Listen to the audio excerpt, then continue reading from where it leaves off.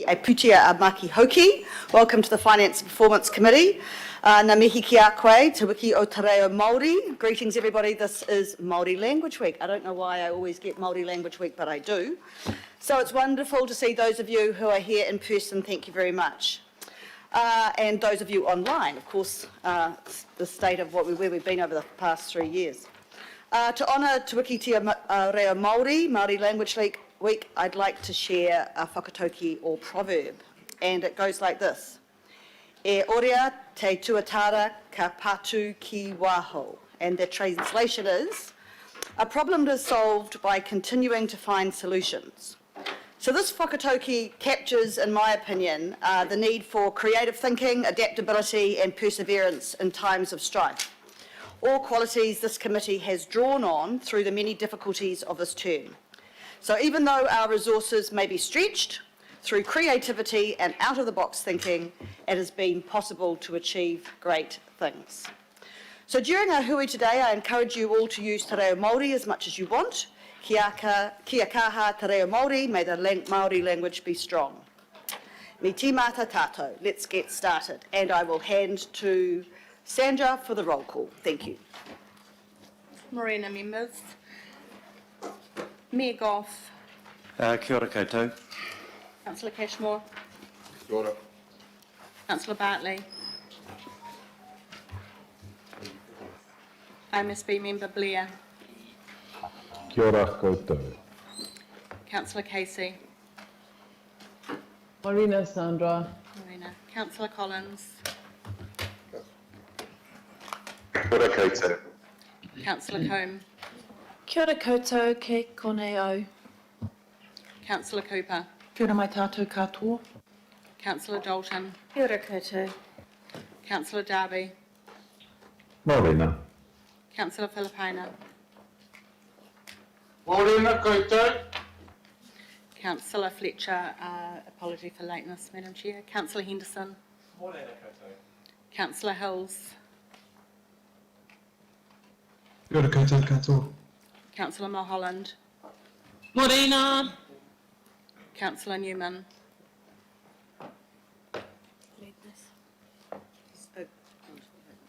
Councillor Sayers. Good morning, Chair and in person. Councillor Stewart.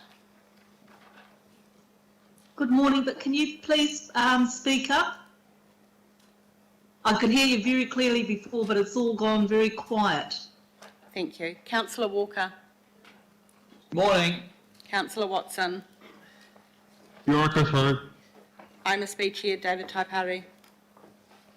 Morena koutou. Councillor Young. Kia ora, tā tātou. Thank you. Back to you, Madam Chair. Thank you. Apologies.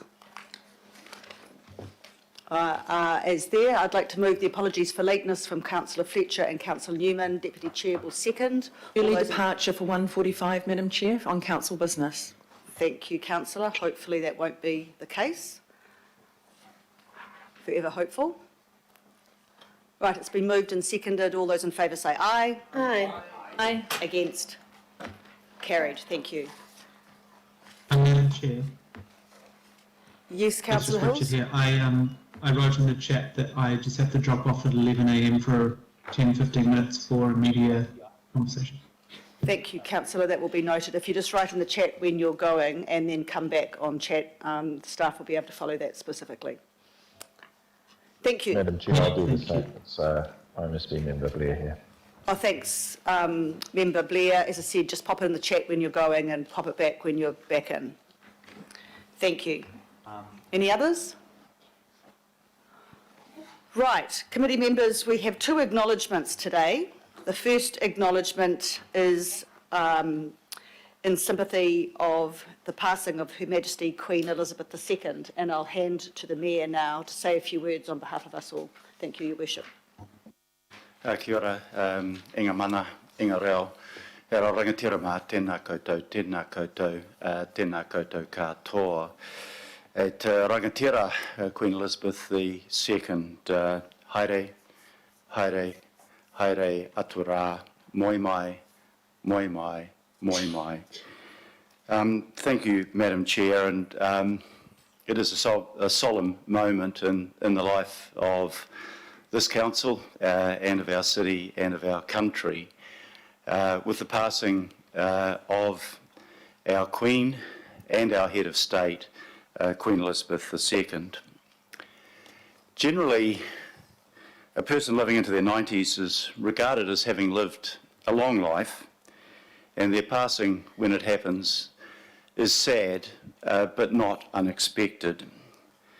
Queen Elizabeth, at 96 years old, had noticeably suffered from declining health over the last year, but when she passed Sunday, United Kingdom time, the impact on us, on the United Kingdom, of course, and of the world was profound.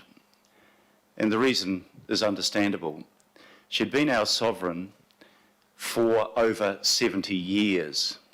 There's no one in this room, just checking around, that remembers a time when Queen Elizabeth II was not our monarch.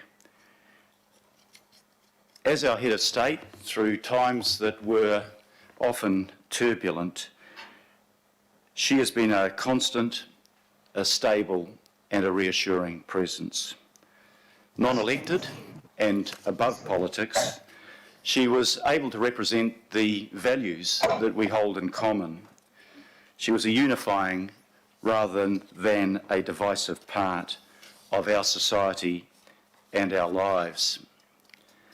At the somewhat tender age of 21, and there'll be a few of us thinking about what we might have been thinking and doing at age 21, she gave a hugely impressive speech in which she stated, and I quote, "I declare before you all that my whole life, whether it be short or long, shall be devoted to your service." It was a pledge that she honoured right to the end of her life. Through her devotion to her duties, her integrity and her dignity, she earned the respect of us all. At this point, Madam Chair, I believe that we have a video that we will show, but just to foreshadow, at the conclusion of that, I'll add a few comments. I'll ask for a minute's silence, and then following that minute's silence, I would also like to make an acknowledgement of our new head of state, King Charles III. Madam Chair, back to you.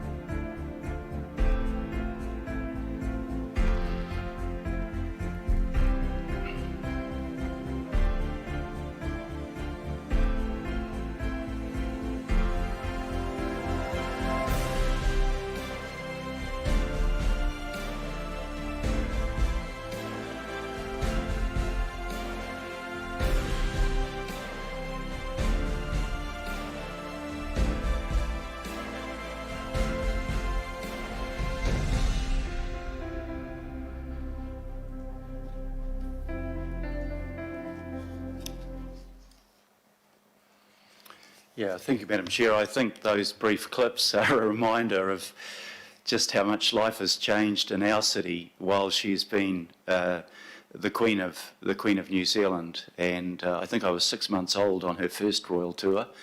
Most of you weren't born. I remember being at primary school on her second tour, and then the subsequent tours, of which I was able to meet with her on a number of occasions.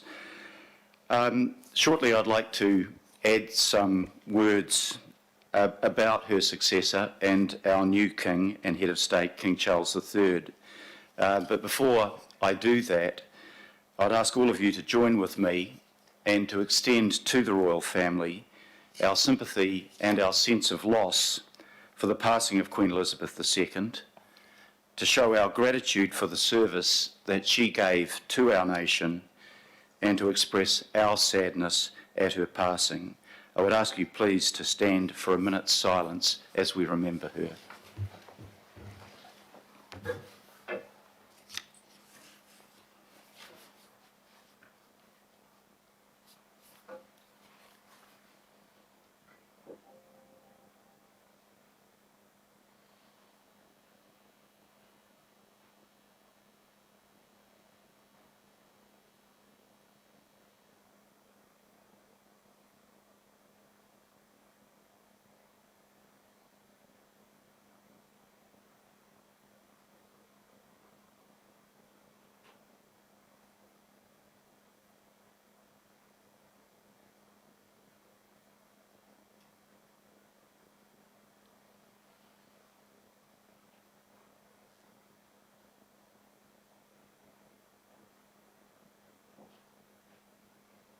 Thank you very much.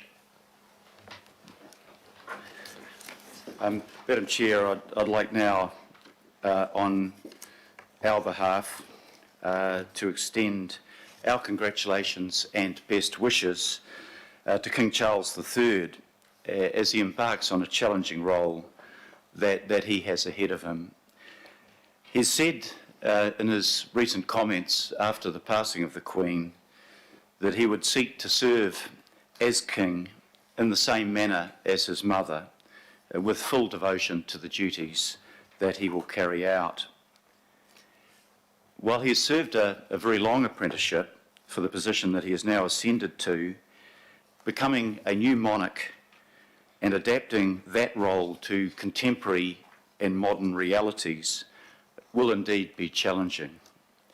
I had the privilege, while serving in Parliament, to spend 3/4 of an hour in conversation with the then Prince of Wales. And I've got to say, I came away incredibly impressed by that experience. And as you're probably aware, I'm not easily impressed meeting people that might be holding positions that are important positions. But he impressed me as being incredibly well informed, of being really engaged and interested in the issues that we were talking about. And on critical matters, things that we are now debating and are on our agenda, such as sustainability of our environment and climate change, he took a stand more than 30 years ago that showed that he was really ahead of his time. In fact, so far ahead of his time that he earned some unfair criticism for the views that he was putting forward. Those views today are now regarded as mainstream.